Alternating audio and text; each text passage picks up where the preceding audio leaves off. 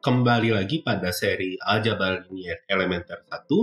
Sekarang kita akan melihat topik selanjutnya, yaitu tentang sifat-sifat dari operasi pada matriks. Ya. Jadi untuk apa yang kita bahas hari ini, kita akan melihat sifat-sifat pada perkalian matriks khususnya, dan matriks bujur sangkar ini mempunyai sifat-sifat khusus. Nanti kita akan melihat inverse dan transpose dari matriks bujur sangkar beserta sifat-sifatnya. Yang pertama, sebelumnya kita ingat bahwa perkalian matriks itu tidak komutatif. Nah, sekarang jadi kita penasaran ya, apa saja sifat-sifat yang masih dibawa pada matriks dari sifat-sifat yang sudah kita miliki pada bilangan real. Itu kan di bilangan real kan kita punya sifat asosiatif, komutatif kan sudah gagal. Lalu ada distributif, nanti kita akan cek juga. Lalu ada identitas, inverse, dan lain sebagainya ya. Nah, sekarang kita akan mulai cek dari sifat asosiatif terlebih dahulu. Kita mulai dari sebuah contoh. Jadi kita punya 3 buah matriks. Bayangkan kita ingin mengalihkan A kali B kali C. Kita akan cek secara berurutan. Jadi kita coba kalikan A kali B dengan B kali C sebagai berikut. Ini tentunya perhitungannya bisa kalian verifikasi ya, atau kalian cocokkan lagi. Dan saya kalikan A kali B yang tadi dengan matriks C. Dan saya kalikan juga B kali C dengan matriks A. Tapi ini urutannya, ingat, harus disesuaikan ya. Karena matriks perkaliannya tidak komutatif. Jadi saya kalikan C di bagian kanan untuk matriks A kali B. Dan saya kalikan matriks B kali C dengan matriks A, tapi A-nya di bagian kiri. Ya. Dan hasilnya ternyata sama. Nah, di sini berarti kita muncul dugaan bahwa perkalian matriks ini bersifat asosiatif ya. Nah, ternyata memang benar secara umum perkalian matriks ini bersifat asosiatif. Jadi jika kita punya A, matriks berukuran K kali L, B berukuran L kali M, dan C berukuran M kali N, maka kita peroleh sifat asosiatif berikut ya. A kali B kali C dengan mengalihkan A kali B dulu, ini sama saja dengan A kali B kali C dengan mengalihkan B dengan C terlebih dahulu. Nah, untuk buktinya, kita akan melihat entry matriks hasilnya, gitu ya.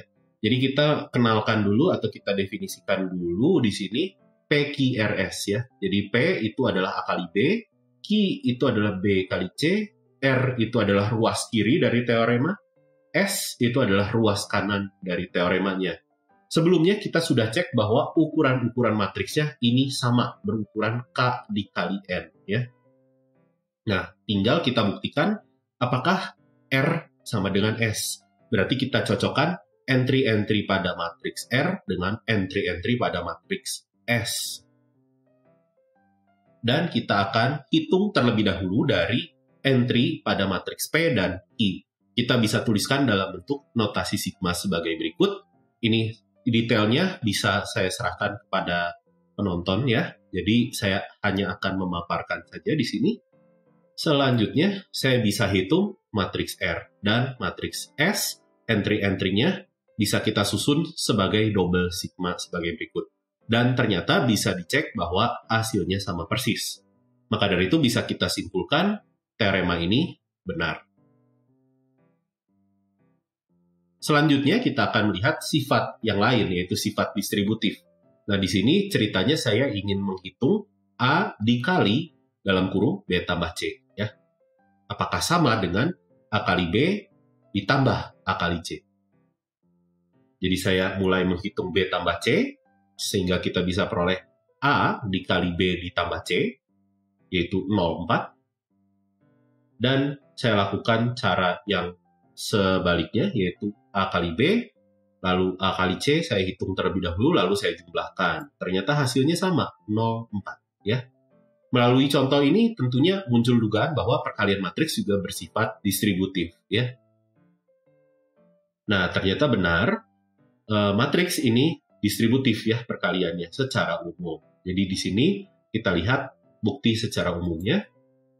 Tentunya bukti secara umumnya ini bisa ditelusuri akibat dari sifat distributif pada bilangan real ya. Jadi pada akhirnya kita menghitung hasil matriksnya ya.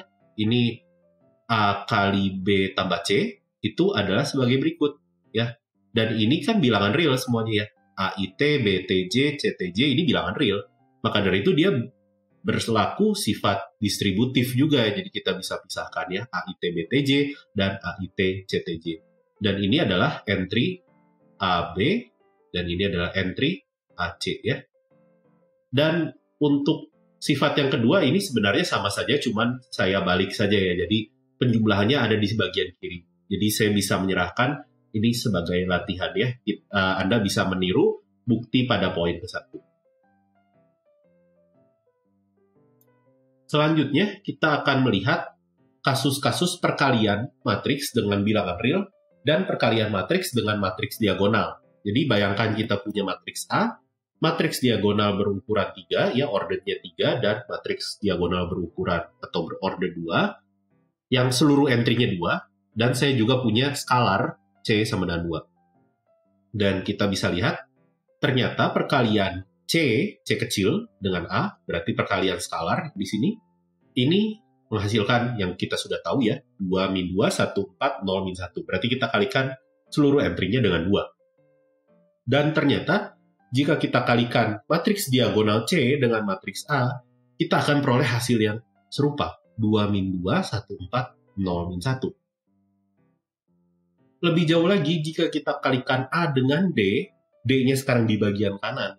Ini juga sama, gitu ya. Jadi 2 min 2, 1, 4, 0 min 1. Nah, berarti muncul kecurigaan atau muncul dugaan di mana perkalian matriks diagonal ini sama seperti perkalian matriks dengan bilangan real. Ada hubungannya. Dan ternyata benar. Jadi, ada hubungannya jika kita punya matriks diagonal yang ukurannya telah disesuaikan ya, agar bisa dikalikan dengan matriks A. Ini unsur-unsur diagonalnya ini C, dan saya punya skalar C.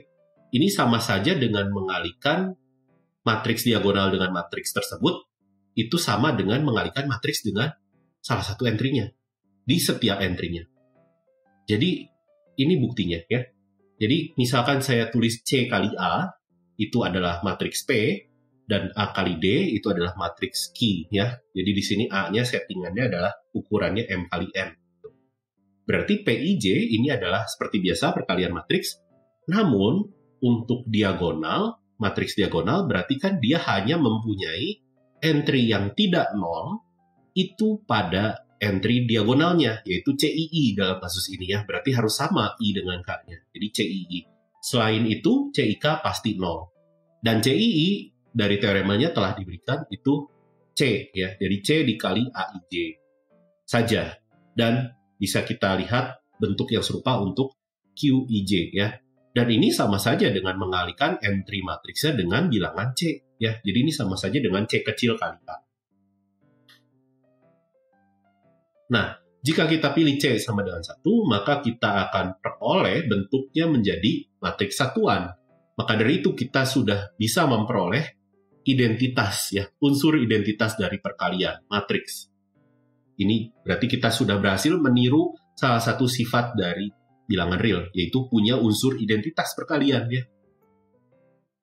Nah, teorema-teorema selanjutnya ini kita bisa lihat, ini adalah teorema yang bisa kita manfaatkan buktinya dengan melihat sifat-sifat pada bilangan real ya. Di sini kita punya sifat asosiatif ya. Jadi kita bisa lihat, ini kita punya skalarnya ada 2, C dan D. Ini kita bisa hitung D kali A terlebih dahulu, atau kita bisa menghitung C kali D terlebih dahulu, atau saya mau menghitung C kali A juga boleh ya. Jadi ini urutannya tidak masalah di sini. Dan ini adalah teorema yang memanfaatkan sifat distributif pada bilangan real ya. Nah, di sini buktinya tentunya bisa kita manfaatkan dari sifat distributif pada bilangan real. Kita bisa melihat unsur matriks hasilnya, seperti biasa ya, seperti yang sebelum-sebelumnya. Kita bisa cocokkan ruas kiri dengan ruas kanannya. Namun untuk poin keempat, kita perlu berhati-hati karena di sini muncul perkalian matriks A dengan matriks B ya di sini. Nah, di sini sedikit ralat bahwa di sini A dikali B ini tidak boleh M kali N ya, berarti ya. M kali N dikali dengan M kali N ini tidak jalan. Ini ukurannya harus disesuaikan untuk poin keempat ya. selanjutnya kita akan melihat sifat dari bilangan real yang sebelumnya itu ada punya inverse ya. Kita coba tiru pada matriks, apakah dia punya inverse? Karena kita sudah berhasil mempunyai unsur identitas pada perkalian matriks. Nah, di sini kita punya definisi dari inverse matriks. Jadi matriksnya harus matriks bujur sangkar dulu, ordernya misalkan kita sebut M. Nah, inverse matriks kita simbolkan dengan A pangkat min 1. Ini memenuhi apa? Jika kita kalikan A pangkat min 1 dengan A, mau di bagian kiri, mau di bagian kanan, sama saja. Ini harus menghasilkan identitas dari perkalian matriks, yaitu matriks satuan, order M. Jadi, definisinya ini mirip dengan definisi pada bilangan real ya. Nah, sebagai catatan, jika saya ingin melihat inverse dari matriks inverse, gitu ya, ini akan kembali lagi menjadi dirinya sendiri ya. Jadi A inverse jika kita inversekan, ini kembali lagi menjadi matriks A. Nah, tentunya matriks inverse di sini tidak selalu ada. Nanti kita akan lihat beberapa kasusnya, bagaimana matriks inverse ini bisa tidak ada. Nah, jika matriks inverse-nya ada, inverse-nya ini pasti tunggal, gitu ya. Tidak akan ada matriks inverse yang lainnya. Sebagai buktinya, misalkan kita punya P dan Q ini dua-duanya adalah inverse matriks dari A. Maka menurut definisi A kali P sama dengan P kali A, yaitu identitas. A kali Q ini sama dengan Q kali A, dan itu juga sama dengan identitas. Maka dari itu, kita bisa memandang perkalian P dikali A kali Q. Nah, ini kan berlaku sifat asosiatif, dan ini ujung-ujungnya kita bisa peroleh P sama dengan Q ya. Jadi ujung-ujungnya hanya ada satu buah inverse matrix. Nah, bagaimana cara mencari inverse matrix? Kita akan lihat dulu contohnya pada matriks berorde 2 saja. Nanti lebih lanjut lagi di topik-topik selanjutnya kita akan melihat inverse matrix, bagaimana cara menentukannya dengan cara yang lebih sederhana ya. Di sini kita hanya memanfaatkan definisi dari inverse matrix. Jadi, misalkan kita punya A-nya 1110, kita misalkan saja A inverse-nya isinya A, B, C, D. Jadi kita ingin mencari A, B, C, D-nya gitu. Dengan cara kita kalikan gitu ya. Kita kalikan misalkan A kali A inverse atau A inverse kali A juga nanti akan menghasilkan hasil yang serupa ya. Dan kita punya kesamaan dua buah matriks. Jadi kita punya di sini A tambah C-nya 1 ya. Di sini A tambah C 1, B tambah D 0, A-nya 0, B-nya 1. Dan di sini bisa kita telusuri A, B, C, D-nya. Jadi di sini kita punya A inverse-nya adalah 0, 1, 1, min 1. Dan tentunya Anda bisa mengecek kembali bahwa A kali A inverse atau A inverse kali A itu akan menghasilkan 1, 0, 0, 1. Nah, ini untuk contoh selanjutnya. Saya punya min 1, 1, 1, min 1. Saya coba lakukan hal yang serupa.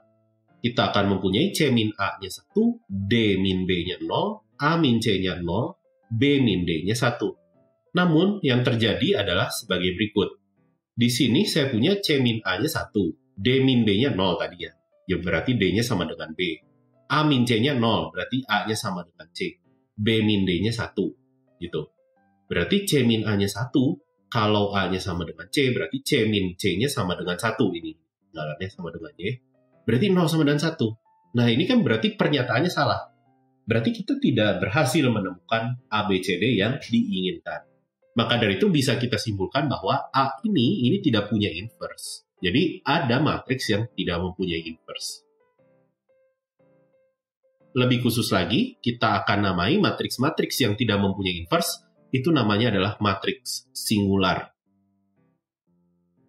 Nah, ada cara yang lebih baik lagi untuk melihat bahwa matriks-matriks itu tidak punya inverse, yaitu dengan menggunakan apa yang dikenal dengan determinan. Nah, untuk saat ini kita akan berkenalan dengan determinan matriks 2 kali 2 terlebih dahulu ya. Jadi jika kita punya matriksnya A, B, C, D, kita definisikan determinan itu adalah A kali D, ini unsur-unsur diagonalnya saya kalikan, dikurangi unsur-unsur yang bukan diagonalnya ya, B kali C gitu. Nanti tentunya kita akan melihat determinan yang lebih umum di topik yang selanjutnya. Nah, di sini gunanya determinan ini untuk menentukan matriksnya ini singular atau tidak. Jika determinannya 0, maka matriksnya singular. Dan jika matriksnya singular, determinannya juga 0. Jadi ini ekivalen atau setara ya. Contohnya, jika saya punya matriks A, ini 1 min 2, min 1, 2, ini singular karena determinannya 0. Jadi ini jauh lebih sederhana daripada kita ingin memaksakan untuk mencari inverse dari matriks A-nya.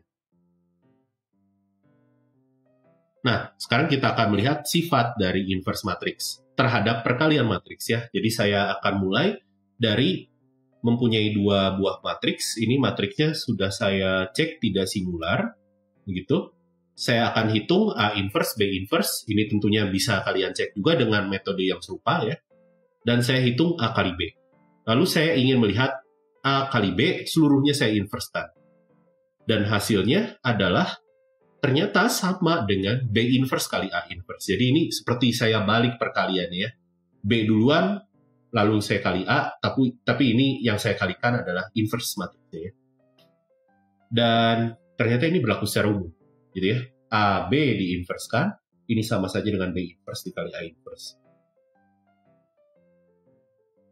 Lalu saya juga akan mengenalkan tentang matriks 0, ini sederhana sekali. Matriks 0 ini adalah matriks dengan seluruh entry-entry-nya ini 0. Nah, di sini sebenarnya matriks 0 itu bertindak sebagai matriks identitas terhadap penjumlahan ya, identitas terhadap penjumlahan. Ingat bilangan 0, ini juga sama ya, matriks 0. Nah, di sini kita juga punya sifat pada bilangan real ya. Kalau saya punya perkalian dua buah bilangan real, ini sama dengan 0, tapi A-nya tidak 0, berarti B-nya yang harus 0, gitu ya. Nah, tapi ini tidak selamanya berlaku ya pada matriks ya. Nah, ini sebagai contohnya, saya punya matriks A dan matriks B sebagai berikut. Kita tahu matriks A dan matriks B ini bukan matriks 0 ya, karena entry-entry-nya tidak 0. Namun jika saya kalikan ternyata hasilnya matriks 0. Jadi, matriks 0 ini bisa diperoleh dengan mengalikan dua buah matriks star 0. Nah, selanjutnya saya ingin mengenalkan juga salah satu operasi yaitu transpose matriks. Jadi jika saya punya matriks A berukuran M kali R, transposnya kita simbolkan sebagai A pangkat T. Nah, ini transposnya bisa diperoleh dengan cara menukar baris dengan kolomnya. Jadi, matriks A ukurannya M kali N, transposnya ini ukurannya N dikali M. Nah, ini sebagai contoh, A transposnya kita cukup tukar saja baris dengan kolomnya. Nah, tentunya dari observasi kita, A transpos jika kita transposkan kembali, berarti kembali lagi ke matriks yang semula ya. Nah, di sini ada juga matriks-matriks tertentu yang transposnya juga sama dengan dirinya sendiri. Nah, ini kita kenalkan artinya atau istilahnya dengan matriks simetri. Tentunya matriks simetri pasti matriksnya harus bujur sangkar karena transposnya kan ukurannya harus sama terlebih dahulu. Dan ini adalah beberapa sifat-sifat dari matriks.